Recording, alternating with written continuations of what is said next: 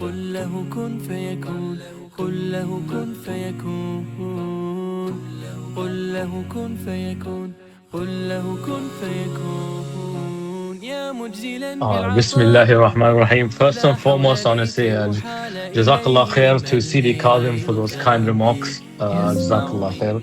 All right. Alhamdulillah, it's good to be back at Stewards. All those years, a long time ago, it's been a while. So I want to say first and foremost to the students, to the parents, and to the teachers and everyone at Stewards, Jazakallah khairan for having me at this blessed evening.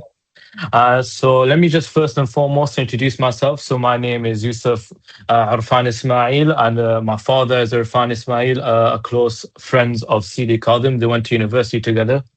And first and foremost, I am a student of knowledge at Sufa Institute of Birmingham. So I'm currently doing the Alamiya program there, first year, almost finishing, wrapping up the first year, alhamdulillah.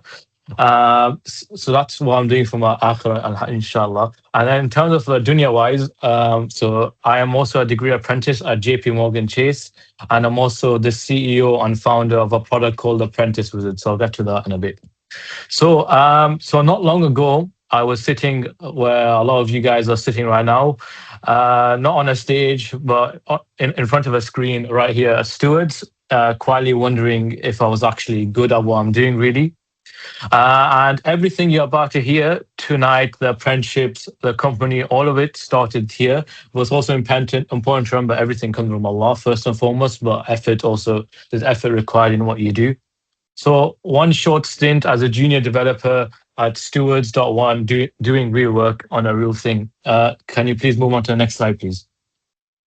All right. So when I first joined Stewards, nobody really handed me a textbook and asked me to memorize anything. I basically got given a live website and some real problems I had to fix. So the website had security issues. For example, the little padlock you see when you go on, like, for example, on Chrome, and sometimes it comes up as red. So that's one of the issues I had to fix. So I had to make sure that the website was secure. Another thing I had to fix was also I had to rebuild the contact page. And I remember, I think it was using one of these websites that builders like Wix or something. And when you try to contact people, it just failed, as in like contact the admin. So I helped fix the contact us page so people could use it. And also, one of the things CD Council mentioned is I did my ITIL training here, taught by the esteemed Ustaz Kazim. And it's a professional standard for how real IT teams basically run and operate. And it wasn't really a school project. It's the same qualification that people twice my age, like 30 or 40, pretty much are studying for if they're working in corporate, for example, or even if they have their own companies. And here's the part I really want the room to hear. I was only a teenager. I think I was 16, 15, 14 when I was doing it, and I was actually doing a real job. One thing I would actually like to add on top of this in regards to the ITIL training, now that I'm in the corporate sector, even though we don't use the actual standard where I work, there's still aspects of it which to this day still is still aiding me in like my thoughts, etc. All right, so now look at Alhamdulillah what I've achieved through the barakah of Allah first and foremost, and through Alhamdulillah the efforts, the guidance of my parents, etc. So the experience I did at Stewards, Alhamdulillah, alongside many things, but first and foremost, the advice I got from CD Kazim, the problems I faced, etc., helped me land a degree of apprenticeship at a firm, Alhamdulillah, like JP Morgan, which is as an infrastructure engineer. Alhamdulillah, I'm making an income, so I'm able to financially support myself, so I don't have to be reliant on my father. But I do remember one of the lessons he used to tell me is eventually you learn how hard it is to earn an income one day. He did say one day, but he never mentioned it's going to be like a long period. Uh, uh, Alhamdulillah, I'm also studying a degree at the University of Exeter. It's one of the top universities in England. Alhamdulillah, I'm doing a degree in digital and technology, and I'll be specializing in the field of software engineering. Alhamdulillah, from basically September. And through this program, Alhamdulillah, all the tuitions is being paid for, so I don't have to take on any unnecessary interest, which is number one, al haram. So really, I was trying my best to avoid this unnecessary path. And so as well, no student debt. And on top of that, Alhamdulillah, through the ni'mah of Allah subhanahu wa ta'ala, when I was doing my first year of A levels, I founded a company called Revive Wizard, which is now known as Apprentice Wizard. And really, there's a lot of ni'mas. I mean, in the Quran, and I mean, Allah subhanahu wa ta'ala in the Quran says to an extent that if you try to count all the blessings, you won't be able to.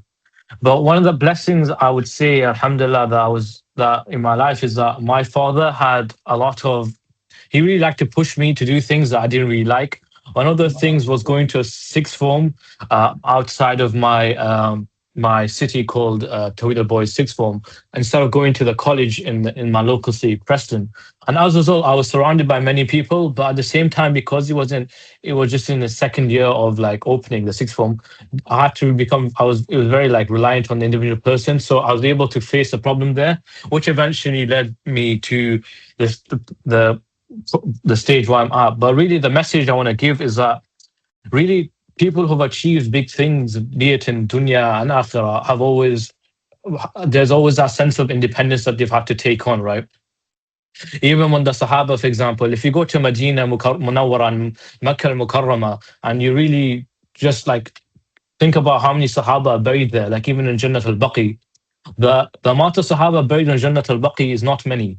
And the reason for that is because a lot of Sahaba took it on themselves to go to areas like India, which was known as Hind, etc. And that was all down to self-independence. So they pushed themselves really to go out in the dunya and give da'wah. And so we have to take that lesson upon ourselves, understand that we need to push ourselves to the max, right? Because we've only got limited time as dunya, 60, 70 years really. And so we have to make sure that we spend that time both in terms of dini and dunya aspect. Obviously, deen takes priority. Kind of went off the script, but alhamdulillah, I just want to say that. Also, so in terms of like what my product does, it helps young people find apprenticeships and basically get their foot in the door. Because I exactly like from the experience I faced myself, I knew how heavy that door was to be opened, because like I was really the first person in my family to get apprenticeships. Alhamdulillah, because of the advice I was able to give, one of my cousins is also doing a level 3 now apprenticeships at Siemens, one of the top engineering companies in the world. But really, when I first did it, it was a very, very difficult process. All right. Let me be honest. I know almost time is coming up, but let me be honest with you about something, because I think it matters. I am not. I am not the kid who had it all figured out, to be honest with you. I taught myself to code, so I'm a self-taught developer, alhamdulillah. During COVID, I took the initiative. Well, really, it was like I was on YouTube and I saw this video, like how to make a Minecraft mod, and I clicked it. And maybe it was a video sent by Allah subhanahu wa ta'ala, Allahu alam. And I just like that basically opened the whole coding journey door to me. I made my first Minecraft mod, which I'll mention later. And so I taught myself how to code. I had no tutor to basically teach me, so I didn't really go to like an institution like a boot camp or like a college to teach me code. Alhamdulillah, I built a Minecraft mod in my bedroom, which, speaking to it today, has achieved over 100,000 downloads. Alhamdulillah, which is a large number of downloads considering I haven't touched the project in about like 3 years. But alhamdulillah, it aided me when it came to the apprenticeship interview process, really speaking to the employer. I had something to talk about, really. And really, it goes to show that doing anything in life, like even doing stewards, as long as you're able to shape it in the right way, you can basically tell a story. Like, for example, my sister right now, she's a hafiz of the Quran, alhamdulillah. And even though her CV might be very limited in terms of the dunya aspect, believable, because she was waking up at 4:30 in the morning every day. I remember because my dad used to turn on the light in the hallway and she used to wake me up. But he woke up at 4:30 a.m. in the morning, just praying, doing her hifz, praying to a teacher. It was a proper grafting process.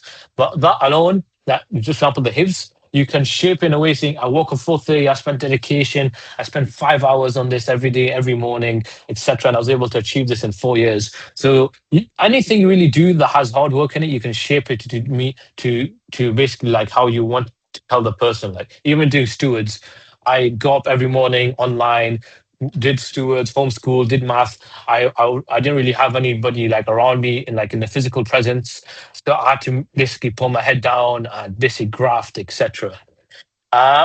And so and the one of the I keep diverging of the And with you're my running screen, out of but time. And you're running out of uh, time. okay, no worries, no worries. I'll hurry up. I'll hurry up. Sorry about it. All right. And so, one of the reasons I chose the apprenticeship route is because I'm like someone who likes to do on the job stuff, not just like doing traditional university, etc. So, to the students, just one of the last things I want to say before I get booted off is that what I No. say to you is you don't need to wait. You don't need to be old. You don't need to be older or finished or perfect. The moment someone gives you something really to do, take it seriously and do it well, and that's how you become ready. Not waiting for readiness to show up. And to the parents, in a world not now has artificial intelligence in it, might look scary. For example, grades alone are not the finish line anymore. The young people who will do well are the ones who can think, who can build, and who can carry themselves with adab and good akhlaq while they do it. And that is exactly what the school teaches: head, hand, and heart. Ashkurukum jazilan for listening for me, having patience. I understand sometimes I speak very fast. Wassalamu alaikum wa rahmatullahi wa barakatuh. 12,000 UK apprenticeships. One platform to find them all. Apprentice Wizard connects ambitious people with roles at top companies across the UK, from engineering and finance to technology and healthcare. Filter by location, salary, and sector. Then apply directly in minutes. Whether you're taking your first step or pivoting your career, your next opportunity is already waiting. Join thousands already building their future through Apprentice Wizard. Sign up free today at apprenticewizard.co.uk, and for a limited time, use discount code Stewards26 at checkout for 25% off. Offer expires the 18th of July.